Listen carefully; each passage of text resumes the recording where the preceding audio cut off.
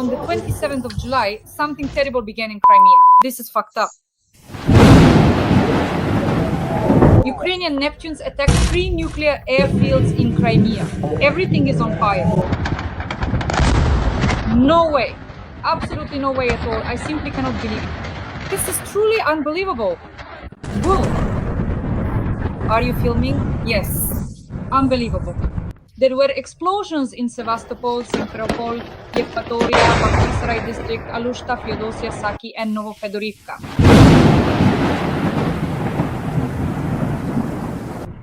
No way. The airfields at Saky, Hvardiiske, and Kherson are on fire. That's an explosion. This is a disaster. The Ukrainian armed forces have launched powerful special operations in Crimea to destroy Russian military personnel. The nuclear triad is under attack, the Black Sea Fleet, airfields, and oil refineries. Oh, it's coming. The train station got hit. We really need to get out of this place right now. It is your turn. Give the order. Crimea was burning last night. 4 key military airfields were attacked. Where does the strategic nuclear combat base take off from? That's fucked up. Saky, Hvardiiskaya, Kirovskaya.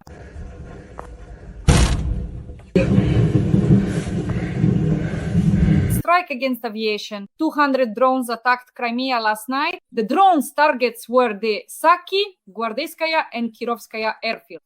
NASA satellites record a large-scale fire near the Hvardiiskaya airfield in Crimea. Another fuel tank caught fire at the Crystal oil depot in Engels. The whole city is covered in smoke.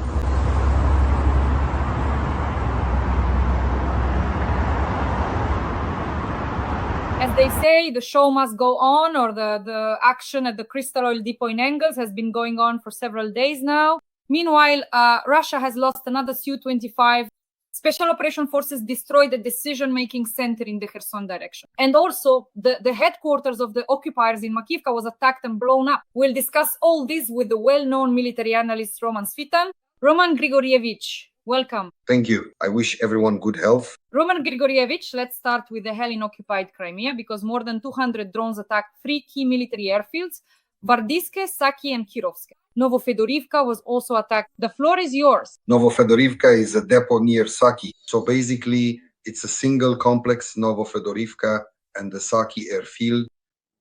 The strike on Crimea today was truly large scale. This is what we have repeatedly requested, let's put it mildly, on air, because we kept circling around Crimea but never touched it. It was, so to speak, a kind of sacred cow. Honestly, today was a well-executed, solid attack. Really, 200 drones can overwhelm any air defense system, any at all. Due to the large number of decoys, the Russian forces, at least the air defense units, expended a lot of missiles today, and yet quite significant damage was still inflicted on Russian airfields in Saky, near Simferopol, and of course near Sevastopol. But the drones also managed to reach Kerch. There are 2 airfields there that are currently being prepared, I would say, as launch sites for new batches of Geran 2 and Geran 3 drones. And these 2 airfields were also attacked, at least as of now. The operation was well thought out, excellently executed, and most likely it was carried out by our army. In other words, this isn't a special operation. It's most likely standard army work. You could even say it's already under the command of Magyar, the newly appointed commander of the Unmanned Systems Forces. Although in reality, our sailors should be the ones working in Crimea, that is the Navy, the naval forces. Within the naval forces, there should be their own Magyar, their own sailor Magyar, who will create unmanned systems forces specifically focused on maritime operations, underwater, surface, and aerial systems for the liberation of Crimea. If today's attack is not a one-off but part of a systematic effort, then believe me, by the end of the year, at least half of the Russians in Crimea will have disappeared, simply vanished. Because if this happens every day, even with just 100, even 100 drones, targeting airfields will definitely be the first target. Why airfields? The Russians use airfields in several capacities. The first is as a base for tactical or army aviation. That means airplanes and helicopters. Second, they use the airfield to deploy anti-aircraft missile systems and radar units of the Russian Federation's radio technical troops. And third, they use almost all airfields as transit depots for transferring ammunition. That's why it's especially important for us, first and foremost, to destroy the airfields and everything on them, airfield technical equipment, vehicles, ammunition, and of course, the aircraft themselves. Roman Grigorievich, I wanted to talk to you about aviation. And in the meantime, dear audience, please like this video. In the comments, write what you think about the successful operations of the Ukrainian armed forces and about the fact that Crimea should be burning military facilities, that that Russians should be swimming freestyle back to Russian territory. Roman Grigorievich, can we assume that at these airfields that were attacked last night, enemy aircraft were also targeted, or did we only strike the fuel facilities there? What do you think? Well, Russian aircraft are not stationed at all of those airfields right now. They have mostly pulled back to central and eastern airfields in Crimea. That's why some of the airfields are used by the Russians either for army aviation, for helicopters, as forward operating bases, so-called operational forward airfields, or for deploying anti-aircraft missile systems and radio technical troops. So for us, this is very important in order to deliver serious strikes against Russian aviation. To do that, we first need to achieve air superiority. That begins with destroying ground-based surveillance and response systems, meaning those same anti-aircraft missile systems. That's exactly what has started today. The thing is, several times such operations have already begun, but then they were cut short, as if by the wave of a magic wand. How many times have we talked about this? Here's the beginning, here's the start, and then suddenly it shuts down again for a month and a half, or even two. And no one is even giving Crimea a sideways glance, at least for now. Well, right now I'm just afraid to be wrong again. If this is the beginning of Crimea's liberation, then attacks like this should happen every night. 100 drones should be flying into Crimea. Roman Grigorievich, regarding the special operation by the SBU in Novorossiysk, including the missile carriers, we see that during massive missile attacks, missile carriers go out into the Black Sea. As far as I understand, they hide them in Novorossiysk and bring them out to sea on the necessary days. The question is, how can we attack all the missile carriers today so that the Black Sea fleet ceases to exist? Well, they have up to 100 ships and submarines left. Both submarines there are 4 of team and surface ships serve as missile carriers, at least as carriers of caliber missiles. The submarines mainly carry 4 caliber missiles in their torpedo tubes, while the ships can have 4, 6, or even 8. Well, it depends on what kind of launcher is installed. A few months ago, our banking company with the Saudis committed not to strike Russian oil refineries, the Russian oil industry, and also the Black Sea fleet. That's why they now feel at home, so to speak, at least in the eastern waters of the Black Sea. So here, the question is, first of all, for the politicians. Well, actually, not even for the politicians. Now it's a question for the intelligence services. Why haven't they yet arrested for treason those politicians who ensure the security of Russian hydrocarbons and the Russian Black Sea fleet? The Russians are leaving the base, let's say, Novorossiysk, going out to sea only to avoid being hit. That is, when they enter the base, it's a compact area with a high concentration of Russian ships. They leave to avoid being hit and then naturally return, mainly for maintenance purposes. As for whether Ukrainian intelligence services could do something similar, but on Russian territory, do our capabilities match theirs? Let's discuss this. Well, from a military standpoint, the preparation and execution of the operation were at the highest level. Intelligence services were involved, including Mossad and several other Israeli agencies, plus the Air Force. Again, pay attention, the main thing here is the Air Force. In other words, long-range strike capabilities. About 200 fighter jets or various types of aircraft took off and struck previously identified targets. Moreover, the air defense systems had been practically neutralized beforehand by a Mossad special operation. So it was a combined attack, well thought out, well prepared, and well executed. But that's from a military perspective. It's like if we were now discussing whether the executioner's axe that beheaded some king was well sharpened. Well, it was well sharpened, no doubt about that. The question is, why was there a need to behead at all? That's a different question, a different aspect. The fact is, Israeli strikes on Iran at this point would ignite a war in the Middle East, and that would affect us as well. At the very least, it would hit us first by driving up oil prices. Right now, the price of oil has already risen by more than 10%, and it could go up by as much as 30%. In other words, the price of oil could potentially rebound to a significant $100 per barrel. This would mean that Russia would consequently receive twice as many petrodollars as they did before. For some time, there had been a noticeable trend towards significantly lower oil prices, a trend that directly contributed to a weakening Russian economy. Now it's all the opposite, a complete turnaround. There will be a rise in oil prices, an increase in revenues for the Russian hydrocarbon sector, and naturally a growth in the production of military equipment, procurement of ammunition, and the enlistment of new recruits. So the war in the Middle East will hit us very hard by boosting Russia. And at the very moment when it was necessary to destroy the Russian hydrocarbon sector, our banking cabal shielded Russian oil and gas facilities from attacks by our intelligence services and our military. How can we counteract this? By reactivating the sanctions mechanism. The most effective sanctions against the Russian oil and gas sector are its complete destruction, especially since it is practically asking to be destroyed. But in the very end, even Russian partisans are actively doing this. We clearly see how they deliberately set destructive fires to vast forests where crucial Russian oil pipelines run, how they ignite significant fires, as we previously mentioned, even in the distant Far Eastern Ukrainian People's Republic. Well, first and foremost, it is important to acknowledge that we currently find ourselves in a position where we possess absolutely no means, resources, or tools whatsoever to undertake or accomplish the task at hand, leaving us entirely unable to proceed with any action regarding it. Believe me, if we had the means, some of our organizations would have done it long ago. We don't have missiles, we don't have ballistic missiles, cruise missiles, although we should have them in a missile country, which Ukraine is, and yet we have no missiles. Well, it's both laughable and tragic. This is a question for the authorities, for all the authorities. In over 30 years of our independence, we have ended up without missiles during Russian offensive operations. That's why we can and should definitely do this, but it has to be us who does it. Us.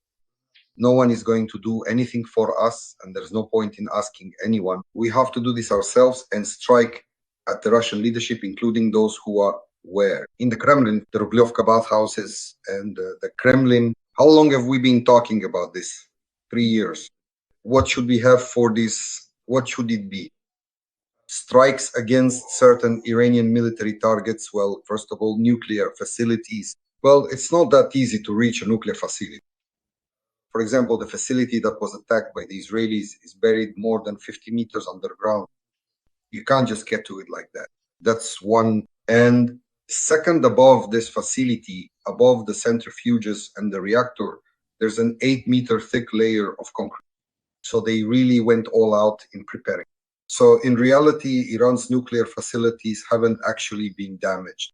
Bushehr, the plant there, runs on Russian fuel, and in that sense, it hasn't been touched at all. There are about 5 or 6 Iranian facilities, and basically they only try to hit one of them, but even then they only managed to strike from above, while inside everything kept running as usual. The centrifuges are still spinning, so what will Iran's response be? Well, who knows? Especially now that Pandora's box has been opened. In other words, there was a strike on a nuclear facility. So now Iran could strike back with nuclear materials, even with nuclear waste after all. They could take the waste out of Bushehr, and if they scatter strontium and cesium over Israel, it would be impossible to live there for 24,000 years, at least according to the half-life of cesium. And if they hit with uranium-235 or uranium-238, one has a half-life of 700 million years and the other 4.5 billion years. So can you imagine what would happen to Israel in that? So again, who will end up suffering? The Zionists will slip away. They'll flee to the United States. It will be the ordinary, everyday Israelis who are left behind, the ones who will bear the brunt of this radiation. These are things that must never be allowed to happen. Strikes on nuclear facilities are absolutely unacceptable by definition. There are certain international control mechanisms, like the IAEA, and it has been granted access there in some respects.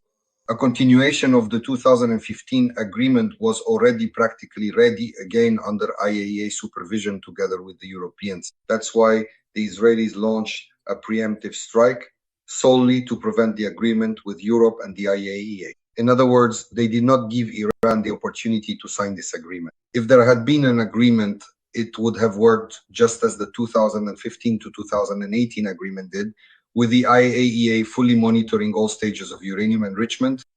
And so now the Israelis have created for themselves, or rather, that's not quite right. The Israelis have created a problem for ordinary Israelis. And what will the response be? Well, it's not easy to say right away, but the Iranians aren't simple people either, believe me. There are an order of magnitude more of them, at least in terms of numbers. And no one is going to forgive things like this. So ahead lies a serious bloody war, which for us, it's a negative. It hasn't brought us any positives, and it won't. Why? Because the Shaheds that everyone talks about, the Iranian ones and so on, are actually the Chinese Sunflower 200. The Russian Jiran is not an Iranian Shahed. The Russian Jiran is the Chinese Sunflower 200. No matter how many military facilities you destroy in Iran, the Russians will keep assembling the Chinese Sunflower 200 from Chinese parts and calling it Jiran, just like before. If you really want to target the main production plants, then you need to go after the Chinese ones. What are the Israelis going to fly to China to destroy Chinese factories? That's something our intelligence agencies should be doing. These are questions for our intelligence agency. Dear audience, please like this video. Let us know what you think in the comments. We're returning to our main topic, the Russian aggression, the war Russia is waging against Ukraine. Roman Grigorievich, regarding the oil depot, for example, at the Crystal oil depot in Engels, another fuel tank has caught fire. The whole city is covered in smoke. Essentially, drones attacked the oil depot on the night of the 5th of June to 6th, but the fire still hasn't been extinguished. Let's assess this situation. Well, first of all, this isn't just an oil depot, or rather, it's not an ordinary oil depot. If we're talking about oil depots in Russia, there are thousands of them. In reality, it's a fuel and lubricant storage facility for the Engels 2 backup aviation airfield. And it's precisely in this capacity that it is very important to us. This is a consumable storage site, the main base and main storage for aviation kerosene. It's underground, located in karst caves and Kherson reservoirs.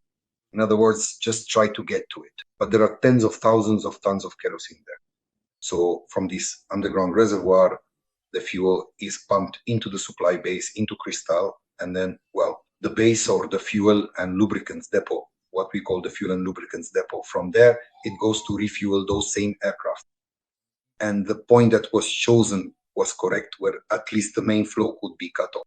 Of course, they also have a backup option where they can refuel directly from the caissons, but I think we'll get to those as well.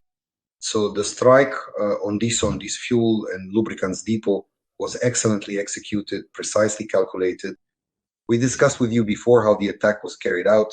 They broke through the Russian air defense head-on using a large number of decoy drones, while the strike drones got through, took out the target, and set 3 tanks on fire at once right from the start. And until it burns out completely, this won't stop. Kerosene is an interesting product. You can actually use it to put out fires. If you take a bucket of kerosene and pour it onto a fire, it actually puts the fire out. But it's the kerosene vapors that burn.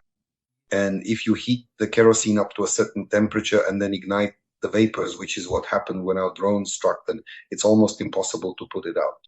And in fact, they don't even try to extinguish it. They just step aside, dig a trench around it, and watch until it all burns out. And as long as there's something left to burn, it will keep burning. It could keep burning for another month. Roman Grigorievich, today's news. Russia has lost another Su-25.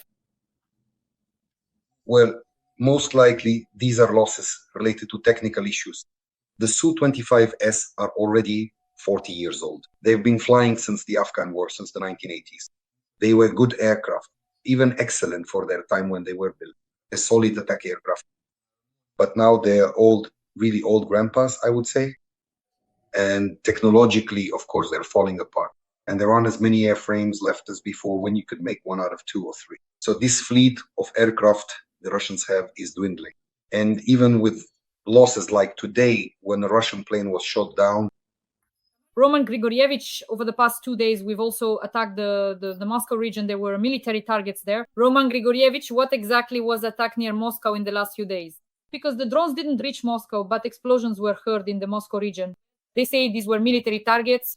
Approximately 30% of the entirety of Russia's advanced and sophisticated high-tech military production capabilities are predominantly concentrated within the bustling metropolis of Moscow and its surrounding strategically important Moscow region. So a third is in Moscow and the Moscow region.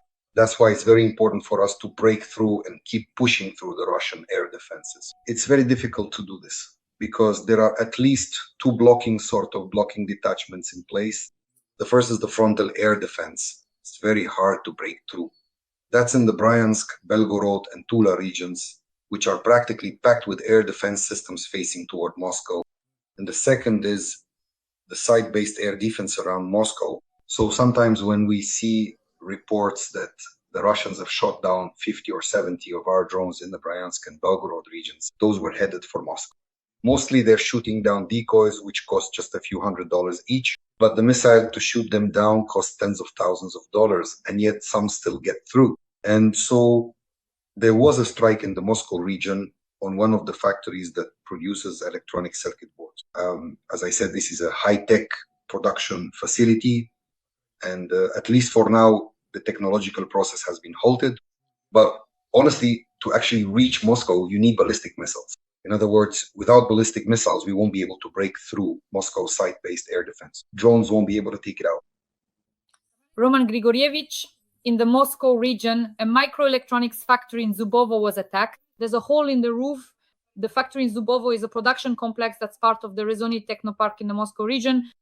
It specializes in the production of printed circuit boards, electronic and electrical components for various industries, including defense and industrial sector. That's what this is about. That's exactly what I was talking about, yes. So they hit Rezonit directly. The technological process has been halted. That's the most important thing. But it can only be destroyed with ballistic missiles. Well, even a drone carrying 50 kilograms won't be able to completely disable any military facility. Roman Grigorievich, from a military standpoint, how many years would it take for Ukraine to develop ballistic missiles, not just a few, of course, but to have them in mass production? So that, how long would that take? 1,000 missiles a year? If we take examples from other countries that produce ballistic missiles? Well, the thing is, Ukraine is a missile-producing country. Back in the Soviet Union, we had a full production cycle for several types of missiles, starting from air-to-air and air-to-ship missiles. Take the Kh-35 and Kh-35U, from which the Neptune missile was developed. This is an aircraft-launched anti-ship missile. So a ship-launched missile from the air, we produced it entirely, the full production cycle. There were several other missiles of this kind as well. And as for ballistics, we produce ballistic missiles. These are cruise missiles, if you can call them that. The Kh-35U especially is already at this level. And as for ballistics, we produced intercontinental ballistic missiles. The Satan SS-18, yes, produced by our Yuzhmash. It has a range of 11,000 kilometers. You could reach Beijing and Pyongyang with it, if you wanted to. So we have preserved this entire technological chain, the technical documentation, the production system, very important mechanisms for certain tests, test stands, and of course the engineering staff. We were producing there 10 years ago, launched the Grom, a whole complex that we created with a $100 million investment from Saudi Arabia and then sold it to them. So that was just a few years ago. In other words, we have the entire production base for manufacturing ballistic missiles. We're not starting from scratch. In order to launch, say, serial production of those same Grom missiles with a range of 500 kilometers, we would need somewhere around $150 to $200 million and about a year and a half to 2 years. So if this government had started this 6 years ago, by now we could have launched serial production of the Grom 2-3 times over.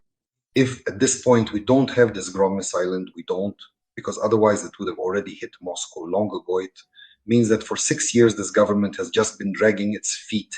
That's the big problem. it's long past time to send the executive branch to the armed forces of Ukraine. I've said it so many times already, we need to neutralize the executive branch. For that, we don't need elections or re-elections. It's all in accordance with our constitution, within the legal framework of our laws, and we need to replace the executive branch. Shmihal and his team just aren't up to the task. They're absolutely not up to it. Umarov, Shmihal, and all the rest of the Shmihal crowd are not in the right positions. They need to be replaced with professionals who understand how to quickly launch a program like a ballistic one, or how to restructure the country's economy for wartime. But that's an entire process. The work should be done by military personnel, those with basic military education who also understand economics. We have enough people like that. Roman Grigorievich, to wrap up. So, Special Operations Forces destroyed the Russian decision-making center in the Kherson direction. The Russian headquarters in Makivka was also attacked. The video report of the HIMARS MLRS strike was for the General Staff of the Ukrainian Armed Forces. So everyone wrote that there were many killed, many wounded. The floor is yours. Well, about Makivka, I'm from Makivka myself. I've been saying for a while now, why aren't we hitting their rear positions? So most likely our missile troops thought so that Svitan wouldn't start cursing left and right. They just went ahead and struck Makivka.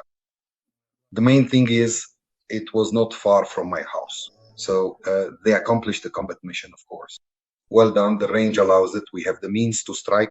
HIMARS work well at that range. And of course, in Kherson, on the so-called southern front as well, there's some serious Russian activity going on there right now. They are still at a crossroads, deciding where to send the remaining reserves, either to reinforce the Zaporizhia direction, meaning the operations there, or to the right bank of the Dnipro near Kherson. In other words, they still haven't decided, because the reserves that could have helped them in either direction were burned by Putin before May 9th, as he set unrealistic, sickly, impossible objectives. So right now, at this moment, we can say, let's thank Putin for his complete idiocy in strategic planning, because it's precisely his idiocy, this political trap, that's now giving us a breather. We still have about 2 months before the next wave of reserves arrives, and during these 2 months, we can give the Russians a hard time. Well, we'll see what exactly we'll be giving them a hard time for, and we'll talk about it in each of our reviews. Roman Grigorievich, we're already at the end. The armed forces of Russia have entered Yablonivka in the Sumy region, according to Deep State. That's 26 kilometers from the regional center. The gray zone has also expanded in Yunakivka, a village at the epicenter of the fighting. Please comment on this, it's very important. Yablonivka and Yunakivka, well, yesterday they said they were 20 kilometers from Sumy, and now it's already 26 kilometers. So does that mean they're having a negative offensive or something? They've retreated 6 kilometers in the opposite direction. That's about where they are, somewhere between 20 and 30 kilometers. They're milling around and will keep milling around in this area. It's a small bridgehead, even if you look at it from the perspective of just the Sumy region, not to mention all of Ukraine. A small bridgehead that the Russians jumped into on the heels of our retreating troops. That was already a mistake made by our politicians. Here, we were thanking Putin for his political decision. Here, it was the mistake of our politicians who held our troops in offensive positions on the course direction almost to the point of disaster, practically to catastrophe. Then we had to run because, you see, the politicians wanted to have negotiations with the Saudis from a better position, at the very least. Nothing happened for them, but we had to retreat from the Kursk region. And as our troops were withdrawing, the Russians rushed into the Sumy region right on their heels. But I'll say it again, this is about the same level as what happened in the Kharkiv region. They are now in the area of Liptsi, in the area of Vovchansk. So they rushed in, and that's it, they got stuck. In the same way, the Russians will be stuck just around Yablonivka, Yanakivka, and so on. But not beyond that. They won't advance any further. That is, on the one hand, there are serious fortifications there. And secondly, that's the first thing. And secondly, reserves have now been redirected there, and our troops have already recovered from this strategic failure of our politicians. They've already recovered. And now, in some areas, we're even regaining our previously lost positions, pushing the Russians back, and we're advancing toward the Kursk direction, toward Tetkino, which is near the western the Russians entered our territory. and we entered theirs. Nonsense. Friends, please like this video. Roman Grigorievich and I meet 3 times a week on my YouTube channel Monday, Wednesday, and Friday to discuss the military and political situation. Write a few kind words in the comments to support Ukraine. What do you think about Israel's special operation? And also let us know where you're watching from. Share your location in the comments. The well-known military analyst Roman Svitan, Roman Grigorievich, thank you. And as usual, see you again on Monday.